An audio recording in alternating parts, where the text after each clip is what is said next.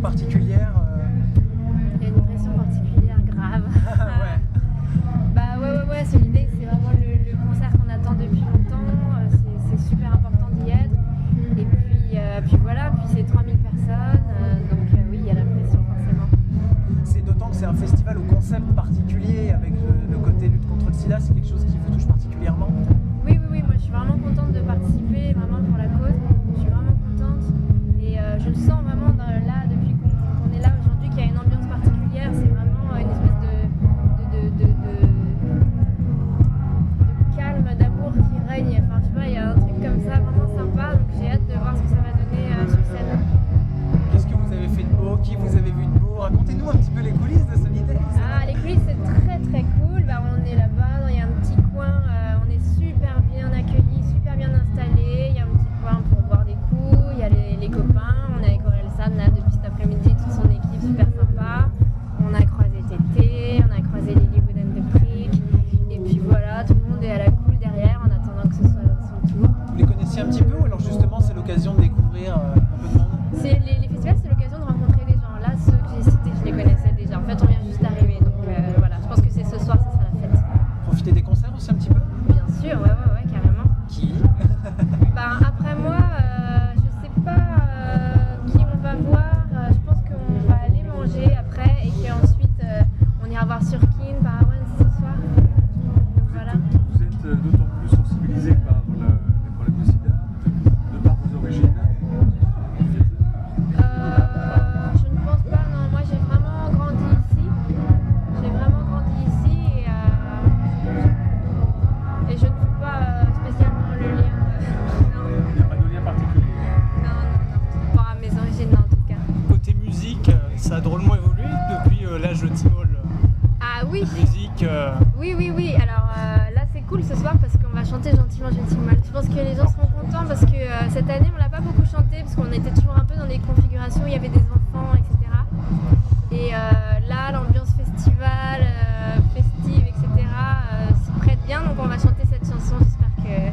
J'espère que ça leur plaira. Vous allez jouer du ukulélé? C'est Max qui joue du ukulélé, oui.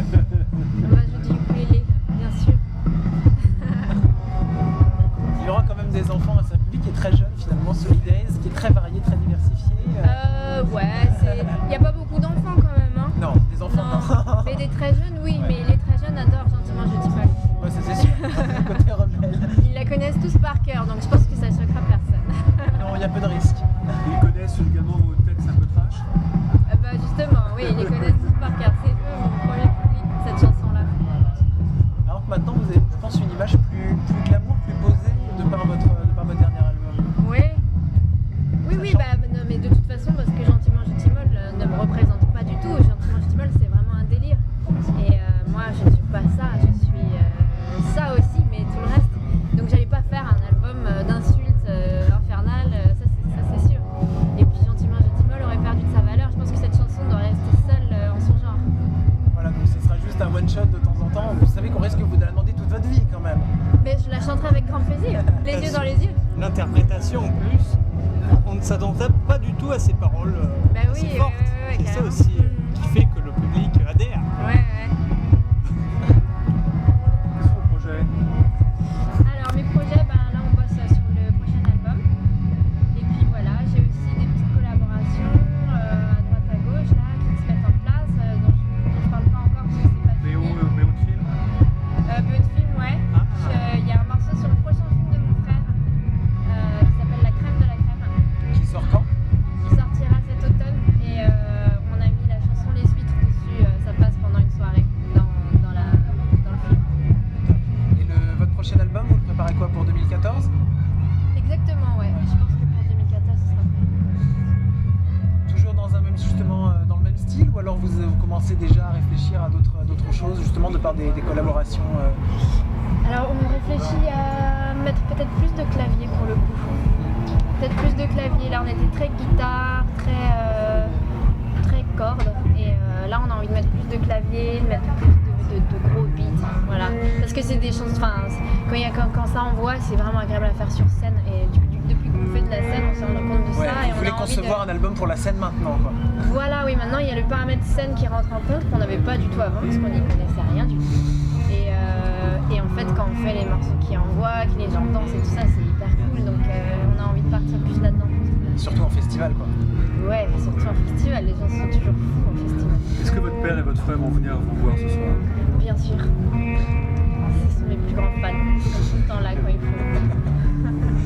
Et en plus, aujourd'hui, c'est mon anniversaire. Ah. Je réclame. Vous attendez à des surprises, du coup? Je m'attends à des surprises. Non, pas vraiment. Hein. Je crois que de chanter pour consolider le jour de son anniversaire, c'est quand même vraiment une surprise. Donc ça suffit bien comme ça. En tout cas, un beau cadeau, c'est sûr. Je suppose que depuis quelques mois, justement, pour parler de votre deuxième album, on doit vous faire des propositions à tout va. Ouais. On vous envoie des morceaux.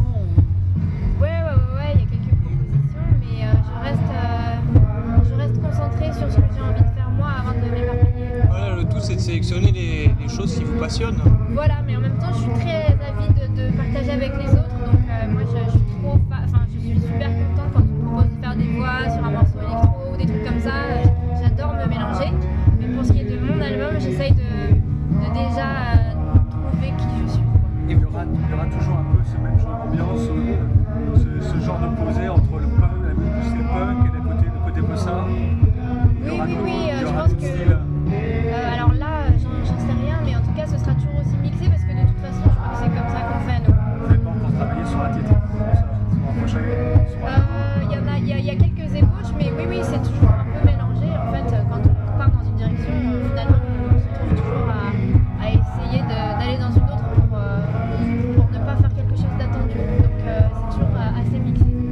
Et vous pourriez participer à des projets collectifs que je pense qui vont des enfoirés à Génération Goldman? Ça dépend, si c'est un projet de qualité, musicalement, avec les artistes que j'aime, bien sûr. Et l'inspiration, elle vous vient où durant les trajets de concert en concert ou plutôt... Je crois que je m'inspire de tout, de ma vie, de mes lectures, de ce que je vois, etc. Je n'ai pas encore bien trouvé d'où tout ce que je raconte vient, mais c'est souvent des histoires un petit peu absurdes qui... je sais pas d'où ça me vient, mais j'ai remarqué qu'il y avait beaucoup de choses qui me venaient de mon enfance en fait. Mais là, pour les prochaines, je sais pas comment ça va se passer. On dit souvent qu'on trouve l'inspiration avant de dormir. Ah ouais, non, moi je suis nulle. Avant de dormir, moi je suis nulle parce que je m'endors toujours super vite. Dommage. Oui, des fois j'aimerais bien prendre le temps de réfléchir, mais j'y arrive pas. Je m'endors trop vite. Les chansons sont aussi en anglais et en français, comme le premier album. Oui, alors je vais essayer, mais je sais pas si je vais réussir à mettre plus de français pour celui-là. J'en ai très envie. C'est pas facile de chanter en français, on a l'impression qu'il y a un blocage sur beaucoup d'artistes qui ont du mal finalement à choisir le français.